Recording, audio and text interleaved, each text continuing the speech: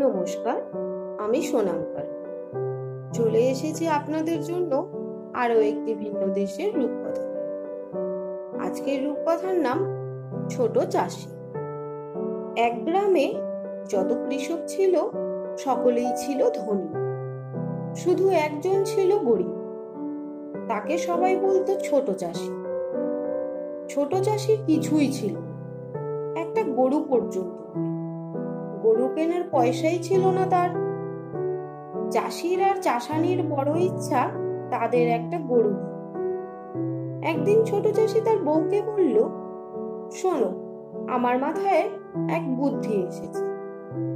আমার খুড়তুতো ভাই যে ছুতোর আছে না, তাকে বলবো আমাদের একটা কাঠের বাছুর বানিয়ে দিতে, তাতে খয়েরি রং বুলিয়ে দিতে, যাতে ঠিক জ্যান্ত বাছুরের মতো দেখতে। সময় হলে ওই বেড়ে আমাদের বড় গরু। চাষানিরও কথাটা ভালো লাগে। ছুতোরকে বলতেই সে কাঠ কুঁদে একটা বাছুর বানিয়ে দিলে, ঘাড় নিচু করে দিলে মাটির মধ্যে, দাঁড় করিয়ে দিলে যাতে মনে হয় ঘাস খাচ্ছে। তারপর যখন তাকে খয়েরি রং করে দিল, এমন হলো যে কে বলবে সত্যিকারের বাছুর নয়। পরদিন সকালে গ্রামের রাখাল যখন গরুর পাল নিয়ে মাঠে চড়াতে যাচ্ছে, ছোট চাষি তাকে ডেকে বলল, রাখাল ভাই, আমার একটা বাছুর আছে, তবে বড়ই বাচ্চা। একে কোলে করে মাঠে নিয়ে যাবে চড়াতে? রাখাল বলল, বেশ তো, বলে তাকে কোলে তুলে নিয়ে চড়াতে চলে গেল। কাঠের বাছুরকে ঘাসের মধ্যে দাঁড় করিয়ে দিতে মনে হলো যে সে যেন ঘাড় নিচু করে ঘাস খাচ্ছে। রাখাল বলল, দেখো দেখো, কেমন আপনি আপনি ঘাস খাচ্ছে, দৌড়তেও শিখে যাবে। সন্ধেবেলা যখন তার গরুর পাল নিয়ে গ্রামে ফিরবার সময় হলো, রাখাল বাছুরের কাছে এসে বলল, এখনো তোমার ঘাস খাওয়া শেষ হলো না? বেশ, পেট ভরে খাও।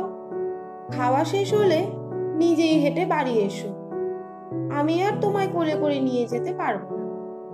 ঘাস খেয়ে তুমি যা ভারী হয়েছ। এদিকে ছোট চাষি তার দরজায় দাঁড়িয়ে আছে, কখন তার বাছুর ফিরবে। রাখাল যখন গরুর পাল নিয়ে ফিরল, ছোট চাষি জিজ্ঞেস করলো, আমার বাছুর মণি কোথায়? রাখাল বলল, এখনো মাঠে দাঁড়িয়ে দাঁড়িয়ে ঘাস খাচ্ছে, আমাদের সঙ্গে ফিরতেই চাইল না। ছোট চাষি বলল, বারে, আমার বাছুর ফেরত চাই। রাখাল আর কি করে, চাষিকে নিয়ে মাঠে গেল। এদিকে কে যেন কাঠের বাছুর চুরি করে নিয়ে গেছে, বাছুর পাওয়া গেল না। রাখাল বলল, তবে তোমার বাছুর পালিয়েছে। চাষি বলল, সে কথা আমি শুনবো কেন, চলো হাকিমের কাছে, বলে তাকে হাকিমের কাছে নিয়ে গেল। হাকিমের বিচারে ঠিক হলো, রাখালের অসাবধানতার জন্য যে বাছুর খোয়া গেছে, তার বদলে দণ্ডস্বরূপ রাখালকে একটা গরু দিতে হবে। এতদিন পরে চাষি আর চাষানির বহুদিনের ইচ্ছে পূর্ণ হলো, তাদের গরু হলো। গরু তো হলো, কিন্তু তাকে খাওয়ায় কি? গরুকে দেবার মতো কিছুই তাদের নেই। কাজেই গরুকে কেটে তার মাংস নুন দিয়ে জড়িয়ে রেখে দিল। চামড়াটা বিক্রি করবার জন্য চাষি পালালো শহরে। ভাবলো বিক্রির পয়সা দিয়ে হয়তো একটা ছোট্ট বাছুর কিনতে পারবে। গরুর খাবার জোটেনি, কোনো রকমে বাছুরের খাবার জুটিয়ে নেবে। পথে যেতে যেতে এক চাকির কল পড়ল। সেখানে দেখে ডানা ভাঙা একটা দাঁড়কাক পড়ে রয়েছে। দেখে চাষির মায়া হলো, সে দাঁড়কাকটিকে তুলে চামড়ায় মুড়ে আবার পথে এল। কিন্তু একটু এগিয়েই হঠাৎ দেখে আকাশ অন্ধকার করে ঝড় আর বৃষ্টি আসছে। আর এগোবার উপায় নেই দেখে চাষি দৌড়ে ফিরে এলো চাকি কলে। দরজায় ধাক্কা দিয়ে বলল, আজকের মতো আশ্রয় দিন গরিবকে। কলে ছিল চাকিওয়ালার বউ একা। বউ বলল, এই দুর্যোগে কোথায় আর যাবে, ওই খড়ের উপর শুয়ে পড়ো গিয়ে। বলে তাকে এক টুকরো রুটি আর তার উপর খানিকটা পনির দিয়ে বলল, খাও। চাষি তাই খেয়ে গরুর চামড়াটা পাশে রেখে খড়ের বিছানায় গায়ে এলিয়ে দিয়ে শুয়ে পড়ল। চাকিওয়ালার বউ ভাবল, পথের শ্রমে ক্লান্ত চাষির যেমন শোয়া তেমনই ঘুম। একটু পরেই এক গুরুমশাই এসে চাকি কলে ঢুকলেন। গুরু ঢুকতেই চাকিওয়ালার বউ তাকে খুব খাতির করে বসালো আর বলল, আজ আমার স্বামী ভিন গায়ে গেছে, আসুন আমরা খুব মজা করে ভোজ খাই। চাষি এদিকে ঘুমোয়নি, সব শুনেছে। সে বুঝলো চাকিওয়ালা এই গুরুটিকে বিশেষ পছন্দ করে, তাই ওরা চাকিওয়ালাকে লুকিয়ে ভোজের আয়োজন করেছে। ভোজের কথা শুনে সে চক্ষু প্রায় খুলেই ফেলেছে। আর কি, কোন রকমে চোখ টিপে শুয়ে পড়ল। তাকে শুধু শুকনো রুটি আর পনির খেতে দিয়েছে ভেবে তার ভারী বিরক্ত লাগলো। চোখ এক চিলতে ফাঁক করে সে দেখলো চাকিওয়ালার বউ 4 রকম লোভনীয় খাবার এনে টেবিলে রাখছে। রোস্ট করা মাংস, স্যালাড, কেক আর শরবত। ঠিক তারা দুজনে যখন খেতে বসতে যাবে তখনই বাইরে কে যেন দরজায় ধাক্কা দিল। চাকিওয়ালার বউ বলে উঠল, সর্বনাশ, আমার স্বামী ফিরে এসেছে। সে তাড়াতাড়ি মাংসের রোস্টটা স্টোভের মধ্যে লুকিয়ে রেখে দিল। শরবতের বোতলটা বালিশের নিচে, সালাদটা বিছানার আড়ালে আর কেকটা খাটের তলায়। তারপর গুরুমশাইকে দরজার পাশে যে আলমারিটা ছিল তার মধ্যে ঢুকিয়ে দিল। শেষে দরজা খুলে চাকিওয়ালাকে বলল, কি ভাগ্যিস তুমি বাড়ি এলে, যা ঝড় বৃষ্টি, আমার তো ভাবনাই হয়েছিল কি হবে তোমার। চাকিওয়ালার চোখ পড়ল খড়ের উপর, দেখলো সেখানে কে শুয়ে আছে। সে জিজ্ঞেস করলো, ও লোকটা ওখানে কোত্থেকে এলো? বউ বলল, বেচারা ঝড় বৃষ্টির মধ্যে পড়ে এখানে এসে আশ্রয় চাইছিল, তাই ওকে একটু রুটি আর পনির দিয়ে খড়ের গাদাটা দেখিয়ে দিয়েছে। চাকিওয়ালা বলল, ভালোই করেছো, এখন চট করে আমায় কিছু খেতে দাও তো, বেজায় খিদে পেয়েছে। বউ মুখ গোমড়া করে বলল, বাড়িতে শুধু রুটি আর পনির আছে, আর কিচ্ছু নেই। চাকিওয়ালা বলল, তাতে আমার কোনো আপত্তি নেই, রুটি আর পনির হলেই আমার চলবে। বলে চাষির দিকে তাকিয়ে বলল, এসো ভায়া, আমার সঙ্গে আরো কিছু খাও। চাষিকে দুবার বলতে হলো, সে লাফিয়ে উঠে চাকিওয়ালার পাশে গিয়ে বসল। চাকিওয়ালার তখন চোখে পড়ল চামড়ায় মোড়া কি যেন রয়েছে। চাকিওয়ালা জিজ্ঞেস করল, ওর মধ্যে কি? চাষি বলল, ওর মধ্যে একজন সর্বদ্রষ্টা আছে। চাকিওয়ালা বলল, আমাকে উনি কিছু বানিয়ে দেবেন নাকি? চাষি বলল, কেন দেবেন না, তবে উনি শুধু 4টি বানিয়ে দেন, পঞ্চমটি নিজের মনেই রেখে দেন। চাকিওয়ালার শুনে কৌতূহল হল। সে বলল, বেশ, তাহলে উনি আমায় কিছু বলুন না। চাষি তখন দ্বারকাকে একটা চিমটি কাটল। দ্বারকাক অমনি বলে উঠল, কা কা কা। চাকিওয়ালা বলল, কি বললেন উনি? চাষি বলল, প্রথমে উনি বলছেন বালিশের তলা খুঁজলে 1 বোতল শরবত পাওয়া যাবে। চাকিওয়ালা বলল, তাজ্জব তো, বলে বালিশের তলা থেকে শরবত বার করে আনল। চাষি তখন আবার এক চিমটি কেটে দিল দ্বারকাকের মাথায়। দ্বারকাক আবার বলে উঠল, কা কা কা। চাষি বলল, দ্বিতীয়ত উনি বলছেন স্টোভের মধ্যে কিছু মাংসের রোস্ট পাওয়া যাবে। বাস রে বাস, বলে চাকিওয়ালা উঠে গিয়ে স্টোভের মধ্যে থেকে মাংস বার করে নিয়ে এলো। আবার চাষি দ্বারকাককে দিয়ে বানি দেওয়াল। চাষি বলল, তৃতীয়ত উনি বলছেন যে বিছানার আড়ালে কিছু সালাদ পাওয়া যাবে।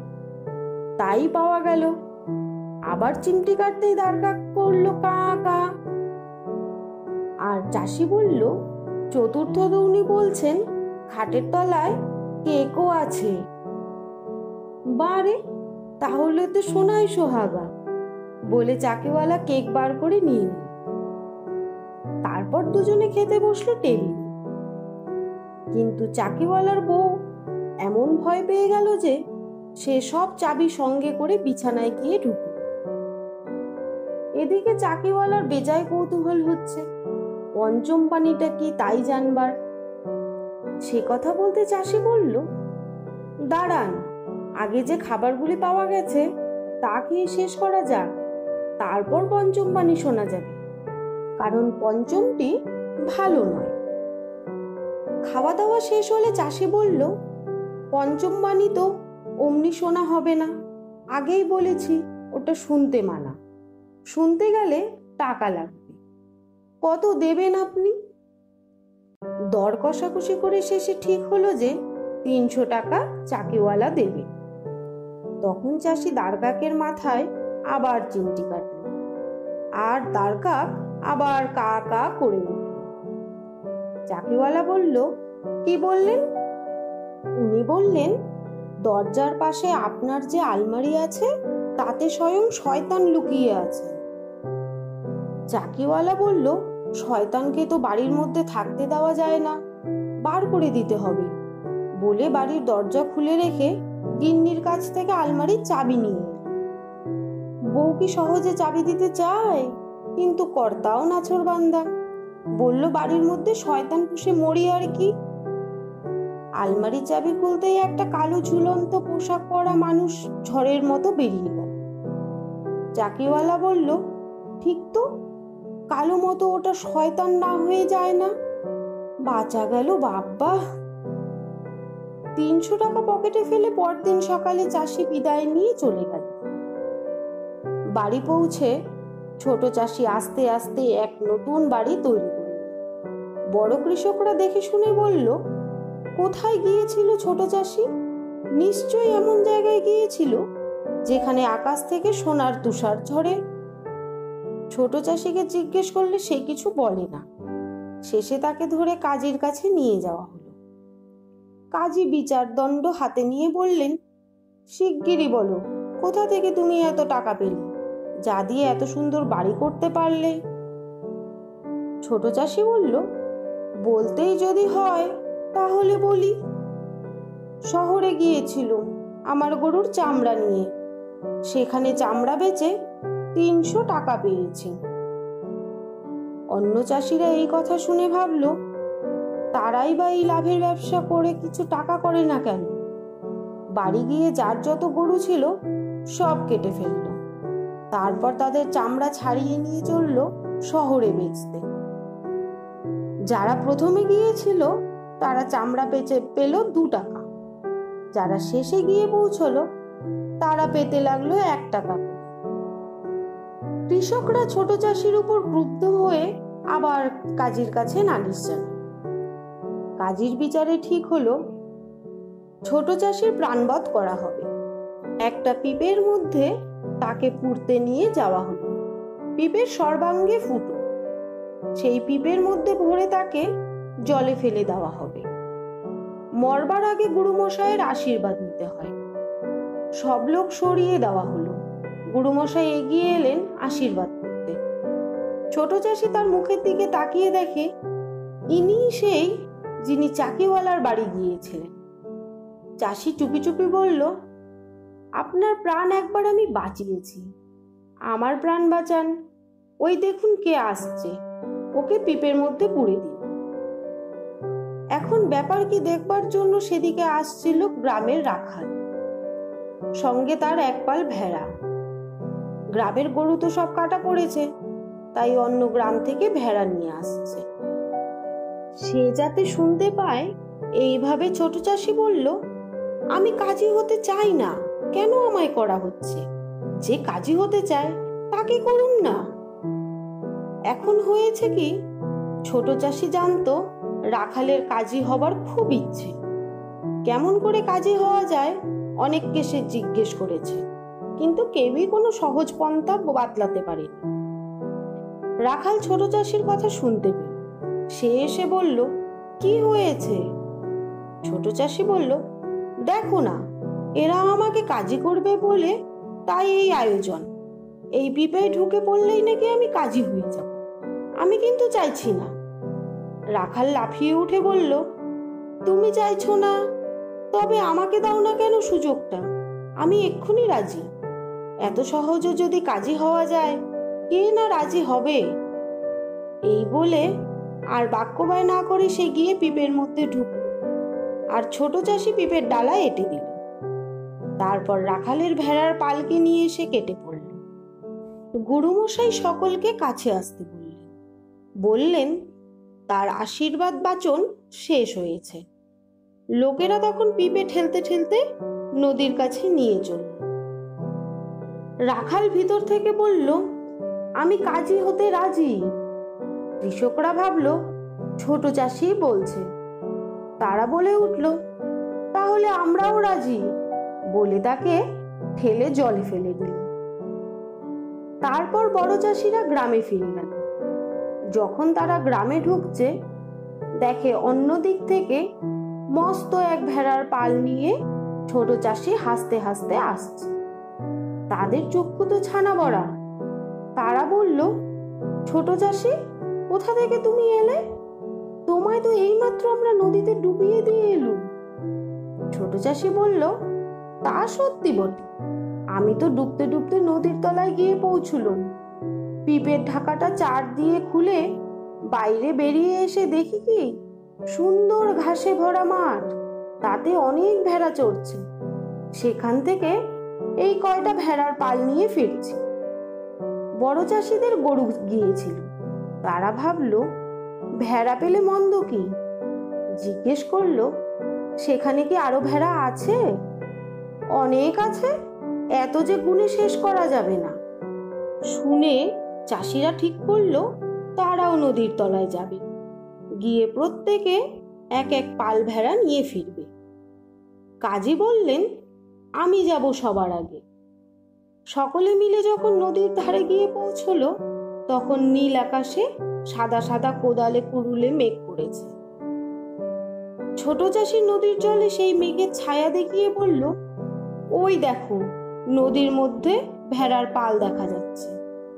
কাজী জলের ধারে এগিয়ে গিয়ে বললেন, আমি প্রথমে নামব, আমার পর তোমরা সবাই এসো। বলেই ঝপ, কাজীকে আর দেখা গেল না। তখন আর চাষিদের তর্স হয় না, পাছে কাজী একাই সব ভেড়া নিয়ে পালান। তাই যে যেখানে ছিল ঝপাঝপ জলের মধ্যে লাফিয়ে পড়ল। গ্রামে আর কেউ রইল না। ছোট চাষি একা ফিরে এসে ফেলে যাওয়া যত বাড়ি সব ছিল দখল করে বসল। আমার গল্পটি ফুরলো, নোটে গাছটি মুড়লো। আমার এই প্রচেষ্টাটি আপনাদের কেমন লেগেছে কমেন্টের মাধ্যমে জানাতে ভুলবেন না। যদি ভালো লেগে থাকে একটি লাইক ও সাবস্ক্রাইব করে পাশে থাকবেন। ধন্যবাদ।